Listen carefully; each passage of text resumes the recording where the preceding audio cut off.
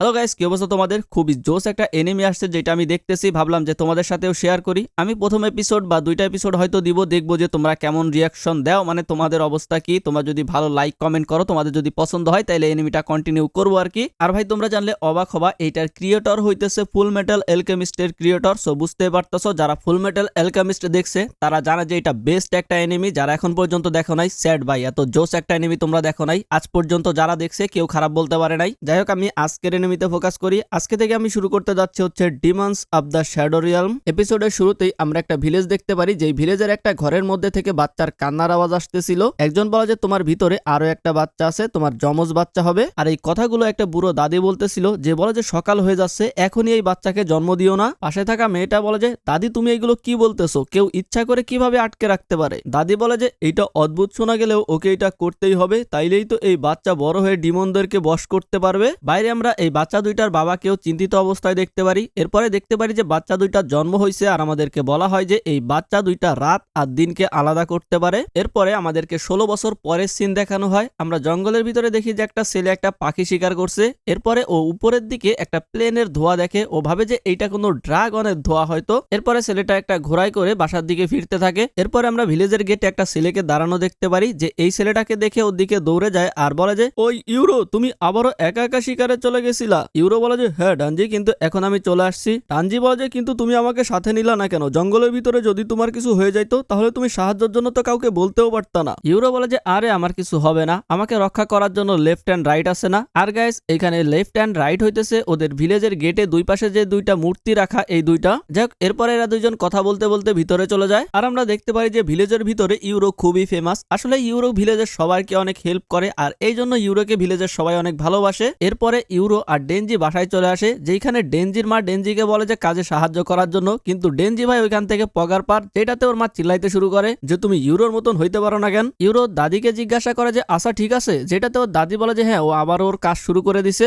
এরপরে ইউরো ওর বোন আশার সাথে কথা বলতে যায়। আমরা দেখতে পারি আশারে কোনো একটা কারণ একটা রুমের ভিতরে বন্দি করে রাখা হয়েছে। তবে ইউরোকে দেখে আশা অনেক খুশি হয়, আর ইউরো অনেক খুশি হয়, আর ওরা দুজন কথা বলতে থাকে। যেখানে ইউরো ওর বোনরে জানায় যে ওর ইচ্ছা তো ছিল বড় কোনো হরিণ বা পিক শিকার করা, যেটা ও পারে নাই, যার কারণে ওর মোটেও ভালো লাগতেছে না। কেননা এইবার গরমে ওদের ফসল ভালো হয় নাই, যার কারণে শীতের মৌসুমে ওদের খাবারের সংকট পড়তে পারে, আর এই জন্য ওকে বড় কোনো শিকার করতে হবে। আর ওর বোন জিজ্ঞাসা করে তাইলে বড়দের কি এই পাহাড় অতিক্রম করে নিচে কাজ খোঁজার জন্য যাইতে হবে? ইউরো বলে যে হ্যাঁ সম্ভবত, কারণ ভাই খাবার না থাকলে তো নিচে কাজের জন্য যাইতেই হবে। যেটাতে ওর বোন জিজ্ঞাসা করে তুমিও কি কাজ খোঁজার জন্য যাবা? ইউরো বলে যে কোনোদিনও না, এই জন্যই তো আমি শিকার শিখছি আর আমার শিকারে বদল আনতেছি। আশা বলে যে তুমি আমাদের বাবা মায়ের মতন আমাকে ছেড়ে চলে যাবো না তো ভাইয়া? ইউরো বলে যে চিন্তা করে না আশা, আমি এই ভিলেজ ছেড়ে কোথাও যাব না, যতদিন তুমি এইখানে আসো আমি এইখানেই থাকবো আর তোমাকে রক্ষা করব।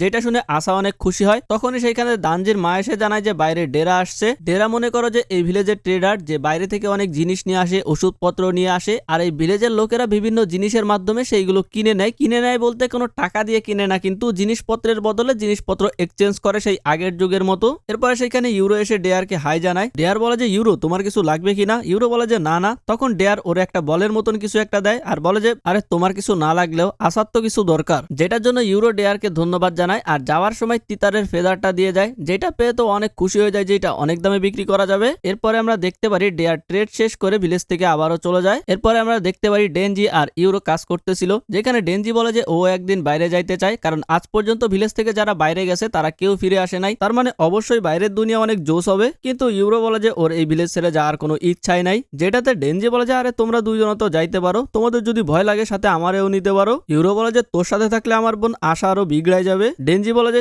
কি বললি তুই? ইউরো রাগ হয়ে বলে যে ওর উপর একটা দায়িত্ব রইছে। ডেনজি বলে যে কিন্তু আজ পর্যন্ত আমি তো ওরে দেখলামই না। ইউরো বলে যে শুধু অল্প কিছু মানুষই ওর সাথে দেখা করতে পারে। যেটাতে ডেনজি ওরে পামাইতে থাকে যে আরে আমি তোমার ভাই না, আমার সাথে একটু দেখা করাই দাও। ইউরো বলে যে তোমার মতন গাদার সাথে তো জীবনেও দেখা করাবো না। আর এটা নিয়ে এদের দুজনের মধ্যে ঝামেলা শুরু হয়ে যাইতে যায়। বাট অবভিয়াসলি ডানজি ইউরোকে ভয় পায়, এর জন্য ওর সাথে ফাইট করে না। এর মধ্যেই ওরা দুইজন আবারও আকাশে সেই বিমানের ধোঁয়া দেখতে পারে, যেটারে ইউরো তো ভাবে যে ড্রাগনের ধোঁয়া, কিন্তু ডেনজি বলে যে না, আজকে সাউন্ডটা একটু অন্যরকম লাগতেছে। ইউরো বলে যে আমি জঙ্গলে শিকার করার সময় এইরকম আওয়াজ অনেকবার শুনতে পারছি, আর আমরা শুনতে পারি আশেপাশের থেকে হেলিকপ্টারের আওয়াজ আসতেছিল, যেটা আস্তে আস্তে বাড়তে থাকে। ডেনজি বলে যে আওয়াজ তো আস্তে আস্তে বাড়তেছে, যেটাতে ইউরো বলে যে সম্ভবত আশেপাশেই আছে। ডেনজি জিজ্ঞাসা করে যে তুমি কোনোদিনও ড্রাগন দেখছো? ইউরো বলে যে না। এর মধ্যেই আমরা একটা হাত দেখতে পারি যে কোন একটা পাওয়ার ব্যবহার করে, আর সাথে সাথেই এই ভিলেজ ভিলেজটা ভিজিবল হয়ে যায় আর আমরা বুঝতে পারি বাইরের দুনিয়ার কাছে এই ভিলেজটা অদৃশ্য হয়েছিল, মানে এই ভিলেজটা নর্মাল কেউ দেখতে পারতো না, বাট এখন সবাই দেখতে পারবে। ইউরো আর ডেনজিও আকাশের সেই জিনিসটা দেখতে পারে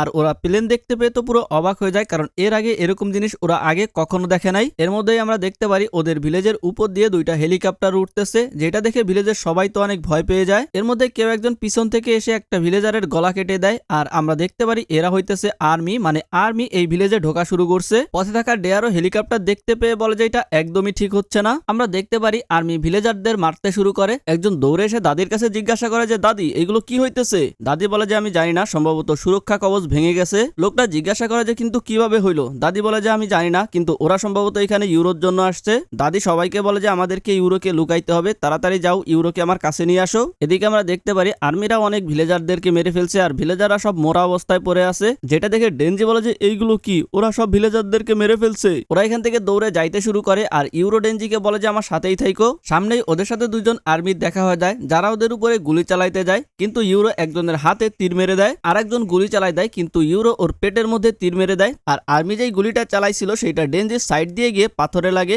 ডেনজি আর ইউরো বুঝতে পারতেছিল না এগুলো কি জিনিস ওদের দিকে উড়ে আসলো, তবে এটা যে ভয়ানক ওরা বুঝতে পারে। এরপরে ওরা দুইজন সেই আর্মি দুইজনকে লাথি মেরে সেইখান থেকে সামনের দিকে দৌড়াইতে শুরু করে আর উপরের দিকে হেলিকপ্টার দুইটাকে দেখে এরা বুঝতে পারতেছিল না যে এগুলো কি আসলেই ড্রাগন নাকি অন্য কিছু, তবে এই দুইটার সাথে ওরা যে জিততে পারবে না এটা খুব ভালোভাবেই বুঝতে পারে। এরপরে ফাইনালি এরা দুইজন ভিলেজের গেটে এসে পৌঁছায়। ইউরো ডেনজিকে ওইখানে থাকা একটা মূর্তির সামনে থেকে পাথর সরাইতে বলে আর আমরা দেখতে পারি ওই মূর্তিটার নিচে একটা সিক্রেট রাস্তা আছে যেটা দিয়ে ইউরোর ঘরে শর্টকাট পৌঁছানো যায়। সো ইউরো আর ডেনজি এই রাস্তা ধরে আশাকে বাঁচানোর জন্য চলে যায়। অন্যদিকে আমরা দেখতে পারি হেলিকপ্টার থেকে একটা মেয়েকে নামিয়ে দেয় আর এই মেয়েটার সামনে অনেকগুলো ভিলেজার দাঁড়াই ছিল। মেয়েটা হাত দিয়ে একটা ইশারা করে আর আমরা দেখতে পারি একটা ভিলেজের শরীর কেটে দুই টুকরা হয়ে যায় আর এরপরে মেয়েটা হাত দিয়ে ইশারা করতে থাকি আর এক এক করে প্রত্যেকটা ভিলেজারের শরীর কেটে দুই টুকরা হয়ে যায়। শুধুমাত্র ছোট একটা মেয়েকে ওইখানে বাঁচায় রাখে আর ওরে বলে যে ভয় পায় না। এর মধ্যেই খেয়াল করে পাশে থাকা একজন যার পা কেটে দিছিল সে হাঁটুতে ভর করে সেইখান থেকে পালানোর চেষ্টা করতেছে, কিন্তু ও আবারও ইশারা দিয়ে ওই লোকটাকেও দুই টুকরা করে ফেলে। এরপরে কল করে বলে যে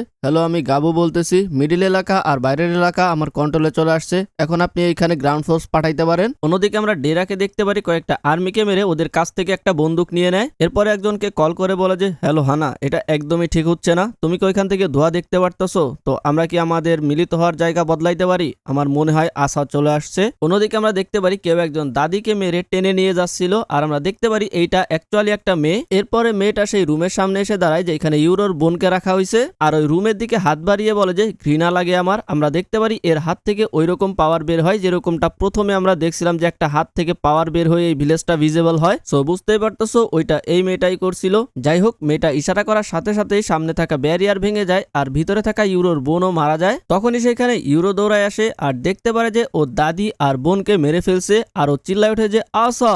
তখনই এই মেয়েটা হাত উঁচু করে ডাক শুনে যে বলো ভাই, আমি হইলাম আশা, এখানে তোমাকে নিতে আসছি আর বাকি সবাইকে মারতে আসছি। এইটা শুনে তো ইউরো শকড হয়ে যায় আর চিল্লায় বলে যে তুমি আমার বোন হইতে পারো না। এটা বলে ইউরো ওর উপরে অ্যাটাক করতে যায়। তখনই আশা মানে এই মেয়েটা হাতের ইশারা করে আর আমরা দেখতে পারি ওইখানে দেয়াল মেয়াল ভেঙে যায়। এদিকে আমরা দেখতে পারি যে ডেরা ভিলেজে এসে আরো কয়েকটা আর্মিকে মেরে দেয়। উপর দিয়ে হেলিকপ্টার উঠতেছিল, যেটা দেখে ডেরা বলে যে যেভাবেই হোক না কেন আমার ওই হেলিকপ্টার থেকে বেঁচে থাকতে হবে। এরপরে ডেরা ভিলেজের আরো একটু ভিতরে ঢুকে আর আমরা সেইখানে গাবুকে দাঁড়ানো দেখতে পারি। ডেরা বলে যে ওয়াও কত সুন্দর সাদা দাঁত, আর আমরা দেখতে পারি গাবুর পিছনে অ্যাকচুয়ালি দুইটা দাঁতের মতন আছে, এটা অ্যাকচুয়ালি ডিমন একটা। আর আশা করি বুঝতেই পারছো যে গাবু ইশারা করার সাথে সাথেই কিভাবে মানুষ দুই টুকরা হয়ে যাচ্ছিল, মানে এই দাঁত হচ্ছে ওদেরকে কামড় দিয়ে কেটে ফেলতেছিল। যাই হোক, ডেরার কথা শুনে গাবু বলে যে ওয়াও, তার মানে তুমিও এইটাকে দেখতে পারো, মানে হচ্ছে ভাই ডিমন গুলোকে সবাই কিন্তু দেখতে পারে না। এরপরে গাবুর ডিমন ডেরার উপরে অ্যাটাক করে দেয়। ডেরা সেইখান থেকে সরে গিয়ে গাবুর উপরে গুলি মারতে থাকে, কিন্তু ডিমনটা গাবুর সামনে দাঁড়িয়ে ওকে প্রোটেক্ট করতে শুরু করে। ডেরা বলে যে ওয়াও তোমার দাঁত তো অনেক জোস। গাবু বলে যে তো তুমি কি মনে করছিলা, তার মানে তুমি কি আমার গ্রাউন্ড ফোর্সকে শেষ করে দিছো। তখনই ডেরা গাবুর উপরে একটা বোম মেরে দেয় আর সেইখানে একটা বিশাল ব্লাস্ট হয়। অন্যদিকে আমরা দেখতে পারি যে মেয়েটার অ্যাটাকে ইউরোর অবস্থা খারাপ, ইউরো পড়ে আছে আর মেয়েটা বলে যে মাফ করে দিও, আমি শুধু তোমার তীর ভাঙতে চাইছিলাম। ইউরো সেইখান থেকে আস্তে আস্তে ওঠার চেষ্টা করে আর ওর বুকের ভিতর থেকে সেই বলটা বের হয়ে আসে, যেটা অ্যাকচুয়ালি ডেরা ওকে দিছিল ওর বোনকে দেওয়ার জন্য। বলটা গড়াইতে গড়াইতে ইউরোর বোনের রক্তে গিয়ে পড়ে। আমরা দেখতে পারি দাদিও আস্তে করে একটু চোখ খুলে আর সাথে সাথেই ইউরোর বোনের যে রক্ত আছে ওইখান থেকে একটা টেন্টিকেলের মতন বের হয়ে এসে এই মেয়েটাকে পেঁচিয়ে ধরে। তখনই দাদি চিল্লাই বলে যে ডেরা তাড়াতাড়ি ইউরোকে নিয়ে এখান থেকে পালিয়ে যাও, নিচে চলে যাও, কিন্তু এদের হাতে আইসো না। আর সাথে সাথে ডেরা ইউরোকে নিয়ে এখান থেকে পালিয়ে যায়। ওরা সেই গোপন সুড়ঙ্গ দিয়ে বের হয়ে আসে। ডেরা বলে যে তাড়াতাড়ি আমাদেরকে নিচে যাইতে হবে, কিন্তু আমরা দেখতে পাই যে ইউরো বুঝতে পারতেছিল না যে কি চলতেছে, আর এই জন্য বসে বসে চিন্তা করতেছিল। ডেরা ইউরোকে টান দিয়ে বলে যে আপাতত আমার সাথে চলো, কিন্তু তখনই আমরা দেখতে পারি যে হেলিকপ্টার থেকে ওদের উপরে গুলি চালাইতে শুরু করে।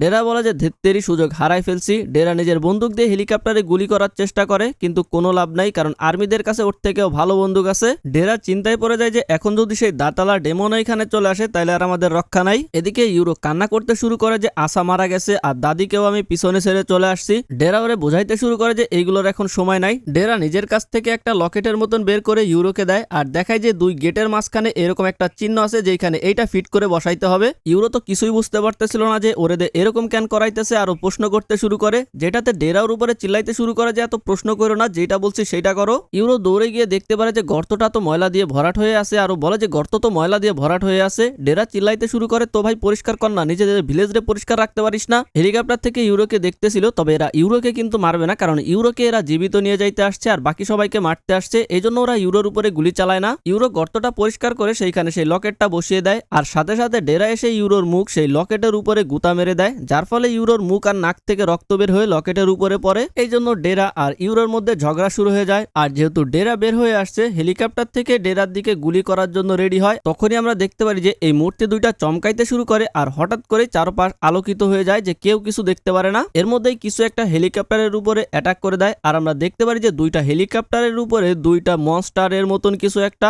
যারা এই দুইটা হেলিকপ্টারকে সেইখানে ধ্বংস করে দেয়। ডেরা ইউরোকে নিয়ে তাড়াতাড়ি সেইখান থেকে সরে যায় আর হেলিকপ্টার দুইটা নিচে এসে পড়ে। আর দূর থেকে গাবু এইটা দেখে তো রাগ হয়ে যায় যে ভাই আমার হেলিকপ্টার নষ্ট হয়ে গেছে, এখন আমি বাসায় ফিরবো কিভাবে, এই পাহাড় বেয়ে আমার নিচে নামতে হবে। আরো বুঝতে পারে যে ওইখানে কোন একটা ডিমন আছে, আরো ভাবে যে আশা করি যে ওই ডিমনটা বেশি শক্তিশালী হবে না। এদিকে আমরা দেখতে পারি যে হেলিকপ্টার যেখানে ধ্বংস হয়েছিল সেইখানে ধোয়ার মধ্যে থেকে কেউ একজন বলে ওঠে, আমাদের নতুন মাস্টার একটা বাচ্চা, একে কন্ট্রোল করা ইজি হবে।